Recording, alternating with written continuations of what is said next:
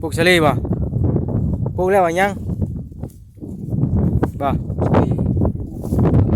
แดงอยู่อยู่จ่อมินะเออสบายเนาะจ่อในบ่ได้เฮ็ดหัวเนาะหัวควายเลี้ยงมดเลี้ยงหมดแล้วเนาะปลูกนั่นเนาะปลูกมะเพชรปลูกชาลีเนาะสิใช้ยาสูบกับปลูกคือกันบ่ยาสูบได้กับปลูกยาสูบชาลีมะเพชรนี่แต่สบายแล้วบ่ได้เฮ็ด